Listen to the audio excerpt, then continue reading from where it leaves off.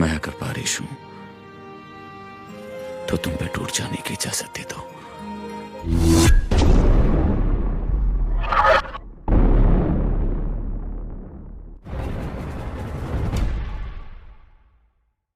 Hello guys, welcome back to my channel Trending Gelo. Kali ini kita akan rangkum alur film India dengan judul Wajah Tum Ho. Film yang dirilis tahun 2016 ini disutradarai oleh Vishal Pandya dan dibintangi oleh Sharman Joshi, Shana Khan, Rajneesh Dugal, dan Gurmeet Choudhury. Wajah Tum Ho berkisah tentang pembunuhan sadis yang dilakukan oleh seseorang di mana pembunuhan tersebut ditayang secara live di stasiun TV. Apa yang membuat pelaku tega menghabisi korban dan kenapa pembunuhan tersebut harus ditayang secara live? Penasaran? Nah, makanya guys, simak rangkuman alur film ini tanpa skip biar ketemu magisnya film ini dan simak juga review di bagian akhir video ya. Ya, kali aja kalian bisa nebak siapa pelaku pembunuhan yang sebenarnya kan? Oke, tanpa banyak basa-basi, kita langsung ke TKP.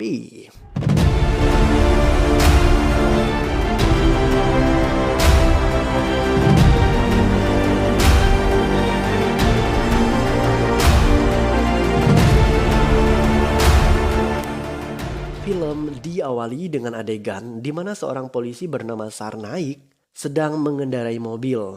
Di tengah perjalanan, seseorang keluar dari kursi belakang dan memukul polisi itu hingga ia pingsan.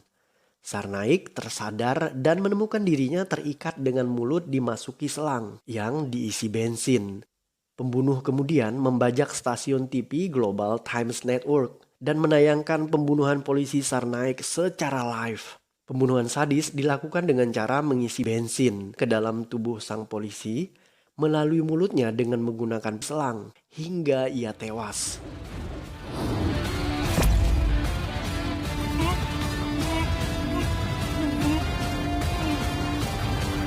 Pihak kepolisian kemudian memanggil seseorang bernama Rahul Oberoi.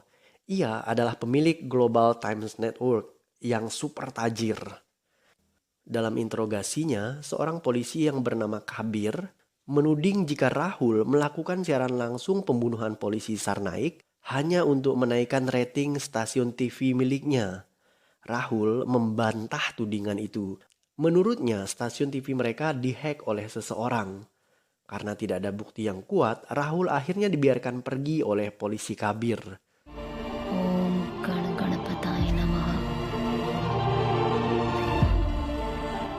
Pengacara Rahul yang bernama Sia menemui bosnya.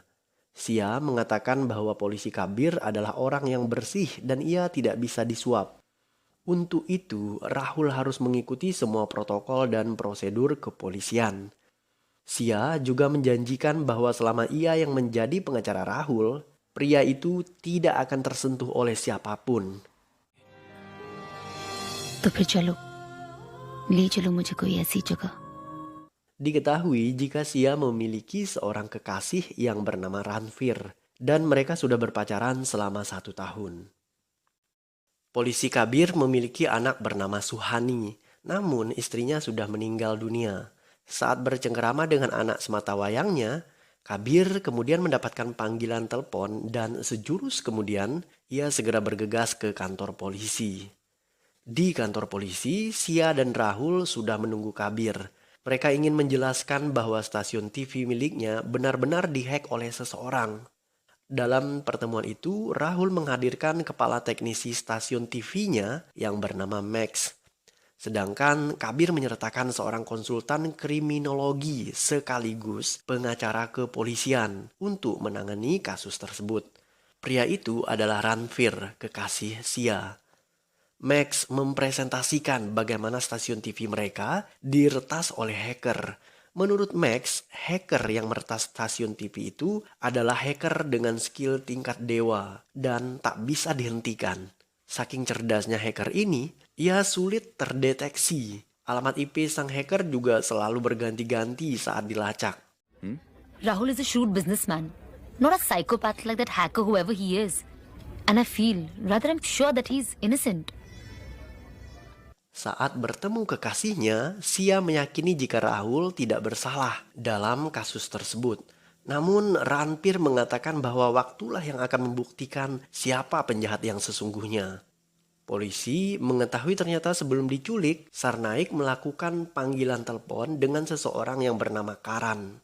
Karan adalah pria kaya pemilik sebuah kasino terkenal. Ia memiliki seorang istri yang bernama Rohini. Mereka hendak bercerai, namun sebelum kasus perceraian diangkat ke pengadilan, Rohini ditemukan tewas dalam sebuah kecelakaan mobil. Kabir mendatangi orang tua Rohini. Menurut sang ibu, Rohini bukan meninggal karena kecelakaan, tapi ia dibunuh oleh suaminya sendiri. Namun, kedua orang tua Rohini tidak memiliki bukti yang kuat untuk menangkap Karan. Sesaat sebelum Kabir meninggalkan rumah orang tua Rohini, ia mengetahui jika mobil orang tua Rohini selalu diservis di bengkel yang sama selama bertahun-tahun. Dan saat kecelakaan, mobil wanita itu diketahui mengalami rem blong. Dan montir yang menyervis mobil Rohini sebelum kecelakaan itu terjadi adalah seorang pria yang bernama Chanderpal. Kabir dan temannya bernama Gaitonde kemudian menangkap Chanderpal untuk diinterogasi. Chanderpal akhirnya mengakui bahwa ia dibayar oleh Karan agar menyabotase rem mobil Rohini. Chanderpal juga mengatakan bahwa polisi Sarnaik mengetahui penyebab kematian Rohini dan ia kemudian memilih memeras Karan. Makanya malam itu ia menelepon Karan untuk meminta sejumlah uang. Kabir juga mendapatkan informasi tambahan dari Ranpir. Diketahui jika Karan dan Rahul ternyata mitra kerja. Karan adalah investor di Global Times Network, stasiun TV milik Rahul. Dan sekarang stasiun TV itu sedang mengalami defisit.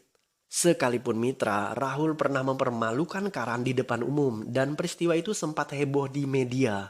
Ranpir menduga Karan bisa saja terlibat dalam pembunuhan polisi Sarnaik dan ia sengaja menayangkan melalui stasiun TV milik Rahul sebagai bentuk balas dendam pada Rahul yang pernah mempermalukannya di depan publik. Rahul meminta alamat rumah almarhum polisi Sarnaik pada Sia. Ia ingin mengucapkan bela sungkawa sekaligus berterima kasih pada keluarga almarhum Sarnaik. Karena berkat kasus kematian Sarnaik, stasiun TV Rahul sekarang mulai naik ratingnya. Sia mengatakan bahwa Rahul sudah gila jika mau melakukan hal seperti itu. Rahul juga mengatakan bahwa ia memang sudah gila dan terbukti ia tergila-gila pada Sia. Tapi gadis itu tak pernah menerima cintanya. Karan terlihat sedang mencumbui seorang gadis di sebuah hotel dan di saat bersamaan, polisi mendatangi hotel itu untuk menangkapnya. Sebelum menemukan kamar Karan, polisi Kabir berpapasan dengan seorang cleaning service dan menanyakan di mana posisi kamar yang mereka cari. Ketika menemukan kamar Karan, pria itu sudah tidak ada di sana. Polisi mengira jika Karan melarikan diri dan menyamar sebagai cleaning service. Dan mereka pun bergegas mencarinya ke seluruh ruangan hotel. Namun Karan tidak ditemukan. Sejurus kemudian, Kabir ditelepon oleh Avinas. Ia adalah anggota kepolisian yang ahli di bidang IT. Avinas mengatakan bahwa Karan sudah live di TV. Dan benar saja, saat Kabir menyalakan TV, Karan terlihat berada dalam sebuah bak air yang terbuat dari kaca dengan tangan terikat dan mulutnya disumpali dengan bola golf. Avinas berhasil melacak posisi pembunuh. Ia segera menghubungi Kabir. Mereka mendapatkan sebuah alamat dan segera bergegas ke sana. Sementara itu, pembunuh mengisi air pada tangki kaca di mana tubuh Karan diikat. Setelahnya, ia mengurangi suhu air menjadi minus 45 derajat Celcius. Dan air kemudian membeku menjadi es. Ranpir, Rahul, dan semua orang hanya terpana menyaksikan pembunuhan Karan yang ditayang secara live di TV. Ketika polisi sedang dalam perjalanan menuju ke lokasi pembunuhan, mendadak lokasi yang terlacak Avinas menghilang. Pelaku ternyata sudah mengubah alamat IP jaringan internetnya. Komisaris polisi marah kepada Kabir. Itu karena masyarakat dan media menertawai kinerja polisi. Sang komisaris kemudian meminta Kabir untuk menangkap Rahul sebagai pelakunya. Tapi Kabir yakin jika bukan Rahul yang melakukan itu. Karena desakan massa dan media, Rahul akhirnya ditangkap dan disidang. Dalam persidangan, Ranveer bertindak sebagai jaksa penuntut dan kekasihnya Sia bertindak selaku jaksa pembela. Mereka saling adu argumen dan pada akhirnya Rahul dinyatakan tidak bersalah karena kurangnya barang bukti. Permission for the judicial custody is refused. Ranveer mendatangi Sia dan ia memarahi gadis itu karena dianggap jelas-jelas membela Rahul yang bersalah. Sia malah berpikir sebaliknya. Rahul tidak bersalah dan memang tidak ada bukti yang membuatnya harus dijebloskan ke penjara. Sejurus kemudian, Kabir mendadak muncul dan mengatakan bahwa Rahul tidak bersalah. Rahul justru adalah target sasaran yang ingin dibunuh oleh pembunuh selanjutnya. Menurut Kabir, kematian Sarnaik dan Karan berkaitan erat dengan kasus pemerkosaan gadis yang bernama Rajni. Saat Kabir menyebutkan nama Rajni, Ranveer auto teringat akan kasus pertamanya saat ia menjadi seorang pengacara. Ranveer kemudian menceritakan kepada Sia tentang wanita yang bernama Rajni. Rajni adalah karyawan di stasiun TV milik Rahul. Namun wanita malang itu diperkosa oleh Rahul dan Karan.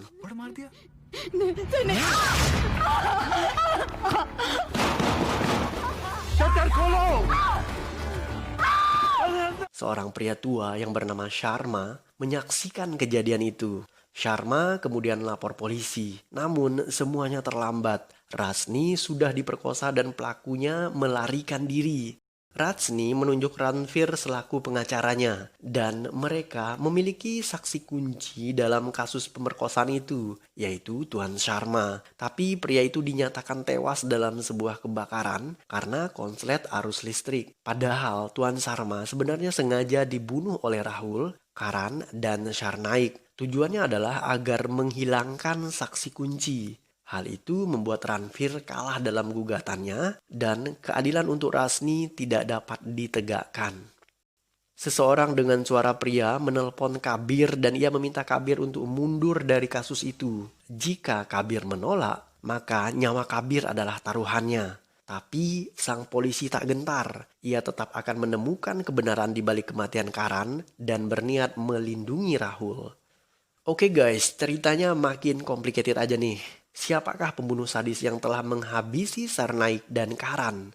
Apa motif di balik pembunuhan itu dan kenapa dalam melakukan aksinya, sang pembunuh harus menayangkan proses kematian korbannya secara live di stasiun TV? Well, let's find out.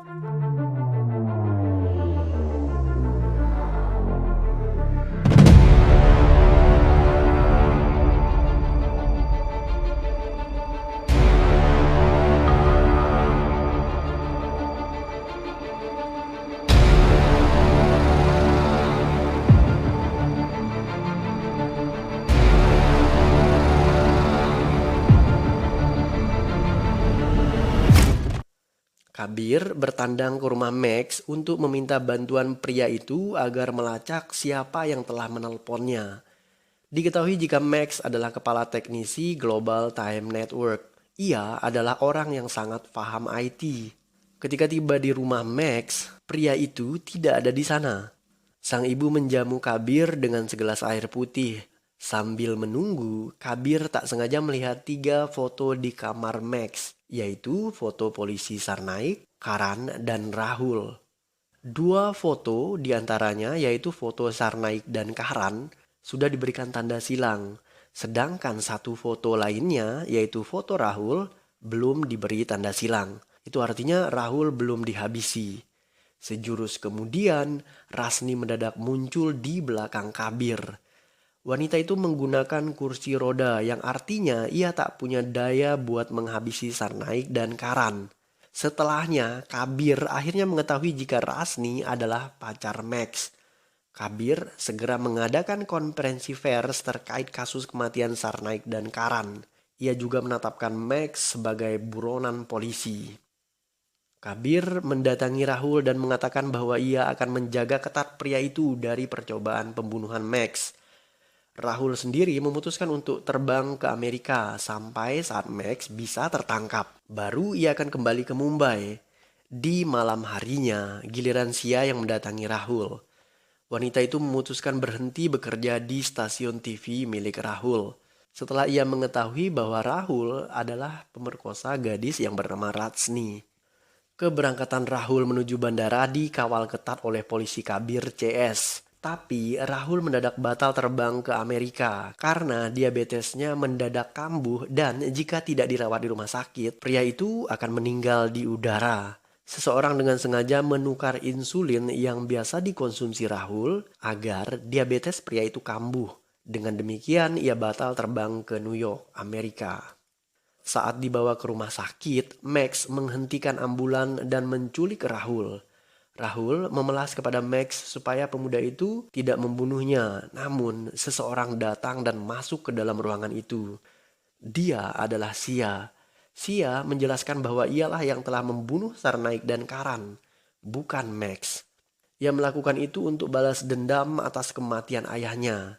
Guys, masih ingatkan dengan Tuan Sharma? Pria tua saksi kunci persidangan Rajni yang tewas terbakar di rumahnya. Nah, ternyata pria itu adalah ayah Sia. Ia dinyatakan meninggal karena kebakaran yang disebabkan konslet arus listrik. Padahal ia dibakar oleh Karan, Rahul, dan Sarnaik. Saat kejadian, ternyata Sia masih tinggal di Amerika. Ketika ayahnya dibunuh oleh Rahul dan kawan-kawannya, Sia menyaksikan sendiri para pelaku menghabisi ayahnya melalui kamera HP-nya. Kebetulan HP Sia terhubung langsung dengan CCTV yang ada di rumah sang ayah. Sia mengakui jika ia melihat kematian sang ayahnya secara langsung di depan matanya. Untuk itulah ia menayangkan secara langsung kematian orang-orang yang sudah menghabisi ayahnya. Sia membutuhkan Max dalam usahanya untuk meretas saluran TV guna menayangkan pembunuhan itu secara live. Setelah diperkosa, pacar Max yang bernama Rajni mencoba bunuh diri. Beruntung ia bisa diselamatkan, tapi itu membuat Rajni menjadi cacat.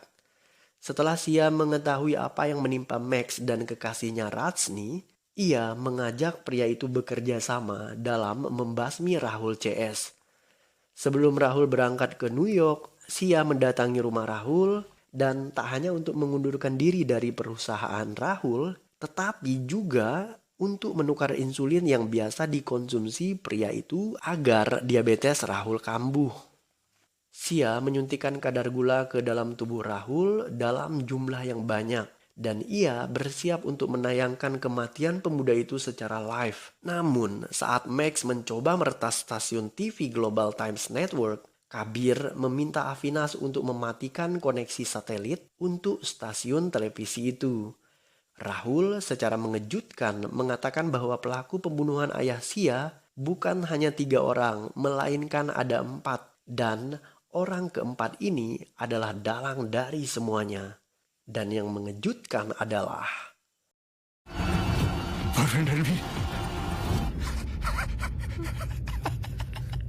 Booms. Guys, orang itu adalah Ranvir, kekasih Sia. Sia menangis seakan tak percaya. Kekasihnya yang selama ini ia cintai ternyata adalah pembunuh ayahnya sendiri.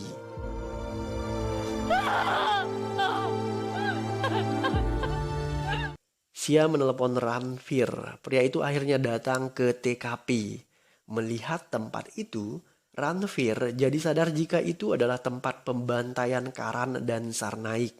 Saat Ranvir mengetahui bahwa Tuan Sharma adalah ayah Sia, ia tidak mau menyerahkan dirinya kepada polisi. Sekalipun Sia siap mengakui pembunuhan yang telah ia lakukan, asal Ranvir juga mau mengakui kejahatannya. Pria itu kemudian membongkar fakta yang terjadi. Menurutnya, saat ia menjadi pengacara Rajni, Karan dan Rahul menyogoknya dengan sejumlah uang. Ranvir kemudian meminta Karan dan Rahul untuk melenyapkan saksi agar mereka bisa menang di kasus itu. Jadi ide untuk membunuh ayah Sia lahir dari otak Ranvir. Sekalipun demikian, Ranvir mengatakan bahwa ia mencintai Sia. Dan ia tidak tahu jika Tuan Sharma adalah ayah Sia.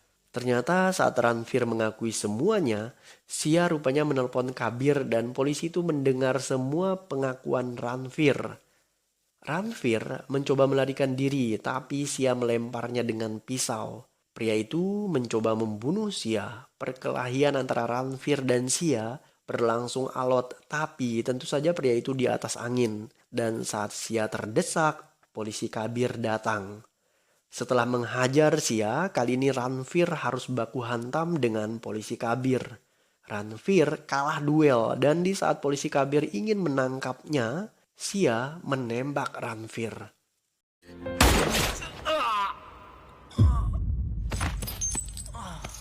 Film ditutup dengan adegan di mana Sia terbaring di rumah sakit dan ia dijenguk oleh Max, Rajni, dan Kabir. Kabir mengatakan bahwa kasus Sia ditutup dan Ranveer yang dianggap sebagai pelaku pembunuhan terhadap Karan, Rahul, dan Sarnaik. Sedangkan Sia lolos dari hukuman. Kabir juga mengatakan bahwa ia sudah mundur dari kepolisian. Kabir sengaja menyembunyikan kebenaran karena ia sadar betapa besar cinta Sia untuk sang ayah yang membuat gadis itu terpaksa balas dendam. Dan film pun berakhir.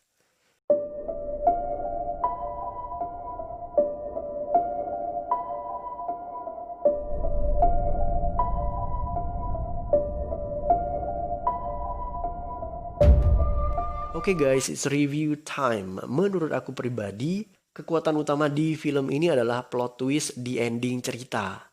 Tidak hanya kejutan bahwa pelaku pembunuhan adalah Sia, tapi juga ada kejutan lain, yaitu Ranveer juga ternyata dalang dibalik kematian ayah Sia. Soundtrack di film ini juga asik banget, ditambah dengan koreonya yang juga mantap. Walaupun koreo untuk tariannya agak vulgar, tapi di sisi estetika dalam penyajian koreonya ini udah keren banget sih. Good job buat wajah Tum Ho. Untuk kekurangannya sendiri, screenplay film ini masih agak lemah. Selain itu background musiknya agak monoton untuk adegan tertentu. Misalnya ketika adegan sedih atau tegang, background yang muncul masih tetap musik yang sama. Acting peran jahat untuk beberapa aktor juga kurang tegas dan bahkan terlihat agak sedikit cute, too cool to be evil. Oke, secara personal, overall aku memberikan nilai 7,6 dari 10 untuk film ini guys. Nah, bagaimana dengan Anda?